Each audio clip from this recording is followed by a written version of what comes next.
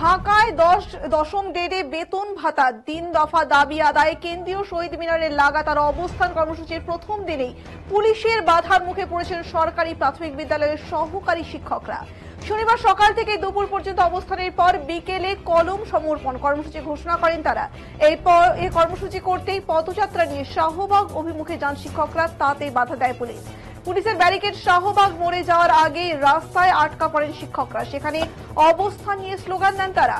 এতে সড়কে যান চলাচল বন্ধ হয়ে যায়। পুলিশ শিক্ষকদের শহীদ মিনারে ফিরে যেতে বললেও তারা শাহবাগ মোড়ে কলম সমর্পণ কর্মসূচি না করে ফিরবেন না বলে জানান। বিকেল 4টার দিকে পুলিশ প্রথমে শিক্ষকদের অবস্থানকে লক্ষ্য করে সাউন্ড গ্রেনেড ছড়ে এতে ছোটাছুটি শুরু করেন শিক্ষকরা। এরপরে জল কামান নিক্ষেপ করে তাদের রাস্তা থেকে সরিয়ে দেওয়া হয়। পুলিশের বাধার মুখে পণ্ড হয়ে যায় শিক্ষকদের কলম সমর্পণ কর্মসূচি।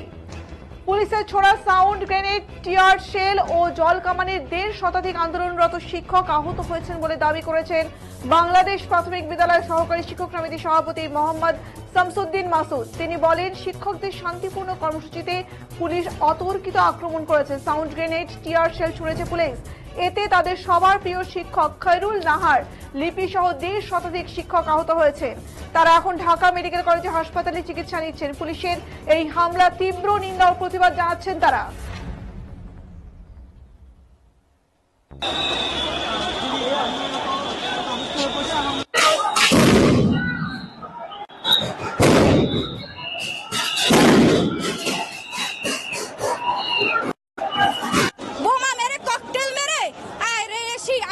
শিক্ষক হিসেবে আসলেই লজ্জিত। এই কলম দিয়ে কি হবে? এই কলম দিয়ে পড়াইয়া আপনাদের কি করছি?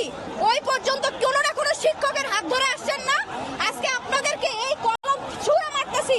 ধিক্কার জানাই বাংলাদেশের শিক্ষকদের গায়ে যারা হাত দিয়েছেন। আমি শেষের পথে আমার এই নতুন বোরকা এই ছিঁড়ে গেছে, এই দেখেন, এই আর নিজেরটা আমি দেখাইতে পারবো না। আমি যে কত কিভাবে বেঁচে থাকি শুধু আল্লাহর কাছে বলছি, আল্লাহ তুমি আমাকে বাঁচাই নাও। এই তাহলে এই ফ্যাসিস্ট সরকারের থেকে আবারও খারাপ আচরণ আমাদের সাথে করছে।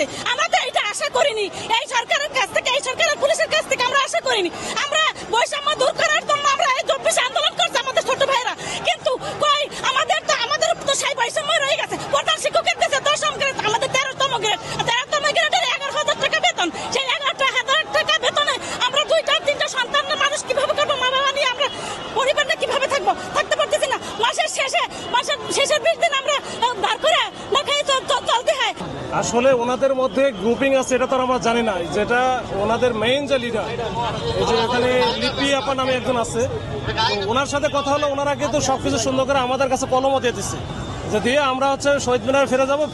ফেরত গিয়ে আমাদের নেতৃত্বে যারা আছে তাদের সাথে ঠান্ডা মাথায় কথা বলে পরবর্তী কর্মসূচি নির্ধারণ করে। এইভাবে কথা আছে, ওরা সুন্দর করে আমাদের ধন্যবাদ জানালো। এখন এই পাশ থেকে তার আবার এগেনস্টে গ্রুপ আছে, এটা তো আমরা জানি না। তারা দেখি ব্যারিকেড ভেঙে ভিতরে ঢোকার চেষ্টা করলো। তো এই সময় তখনই তো আমাদের সাথে লাগলো। তাছাড়া তার আগে তো একেবারে শান্তিপূর্ণ ছিল, খুবই ভালো ছিল। আপনাদের উপর একটা ইট পাটকেল নিক্ষেপের একটা ঘটনা আমরা দেখছিলাম। আপনি আহত হয়েছেন, এই যে বেশ কয়েকজন আহত হয়েছে, সেটা একবারে মারছিল। অনেকে আহত হয়েছে, আমার তো হাতে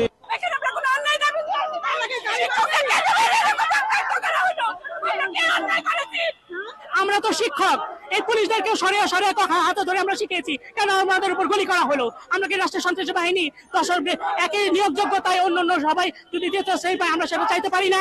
বিশ্বের অন্যান্য সব দেশে প্রাথমিক শিক্ষকদেরকে